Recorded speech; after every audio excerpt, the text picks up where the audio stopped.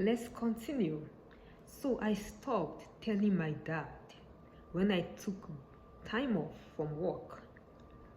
When I was on break, I would pretend like I'm in my room working remotely. My parents never knew I would be in my room relaxing. They would think I was working. Even my younger sister, when she visited my aunts in London, she told me a church experience with them. Wow. I found it strange. Now my dad wants me to go to London to change who I am and what I believe. No, no, no.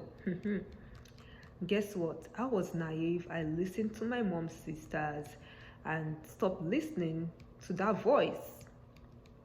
But guess what? God did not stop speaking to me. God kept on speaking to me. God helped me to get through school. God helped me to be a graduate. I made up my mind with God's help that no matter what my mom's sister said, I will listen to God's voice. This voice is for me. This voice is not against me. So I secretly listened to God's voice. As I listened to God's voice, I started thinking like God. I understood the Bible better. God says, my sheep hear my voice, and I know them, and they follow me. John 10:27. God told me that the devil was using my parents to distract and discourage me because I'm a threat to the devil. So, true born-again parents allow their children to follow the purpose of God. They don't call their children fanatics. My dad was calling me a fanatic because I was doing what God told me to do.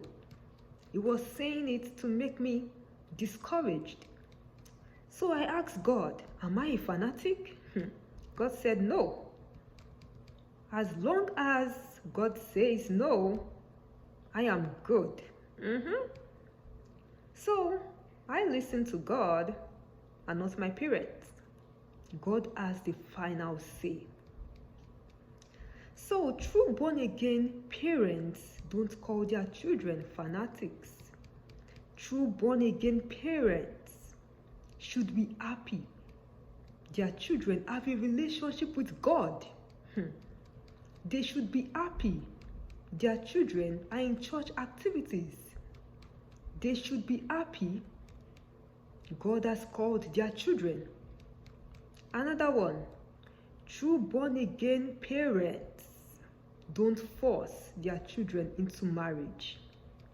My dad was forcing me into marriage because I refused to date the guy he wanted for me. This guy in particular is like a family friend. He's a great dancer. When we are in birthday parties or weddings, me and him will be dancing on the dance floor. But that does not mean he's God's spouse for me. Maybe that was where my parents started getting ideas. No. They need God's idea. No, some ladies will say, he likes action movies. That is a good sign. What? The only good sign is God's sign. Just because you like the same thing does not mean he's God's man. You need to hear from God directly. Get confirmation from God and stop depending on worldly thinking. I used to think like that, but God changed my thinking. So I refused to listen to my parents because God said it was not the one for me. God showed me red flags. So true, it was so manipulative. My dad started saying there's something wrong with my character and countenance. That is not how a true born again, that is not how true born again dads behave. They encourage their children to listen to God. If God tells your child, this is not the man, you must agree whether God told you or not. Agree and let God be God. God spoke to your child, not to you. Even though, as a dad. So, if God spoke to your child, respect that and stop acting like you know more than your child. Because you are indirectly saying you know more than God. Your child said God spoke to her. If you disregard what your child says, you are indirectly disregarding what God says. Stop telling your child God cannot speak to you. God spoke to Samuel at 12 years old. God showed Joseph a dream at 17 years old. God spoke to me at 18 years old. And my parents refused to believe. Christian parents, stop acting in a religious manner. That is what fake born again parents do. Yes. So keep this in your mind. God can speak to your children at any age. So parents, start acting like true born-again parents and believe when your children tell you God spoke to them. Be sensitive in the spirit. Stop getting carried away by material things. You must work in that company. You must make this certain money. Stop making your children feel worthless. Stop making your children feel they are stagnant. No. They are where God wants them to be. God revealed something to me. That something was really wrong. So he said there's something really wrong with the way my dad thinks. I never believed God, but now I do. I used to think my dad knows everything on spiritual things, but I was wrong.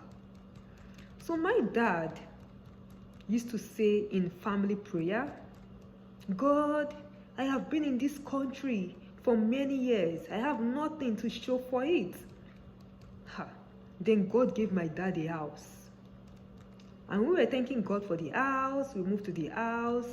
Then days later, he said in family prayer, God, I've been in this country for many years. I have nothing to show for it. In my mind, I was like, but God just gave you a house. Why are you complaining again? Like, the issue was, he was comparing himself with other people of his age in a negative way. God opened my eyes to show me my dad was praying the wrong prayer. He needs help. Another thing, he would say, I'm stagnant. Really? Am I really stagnant? The worst part,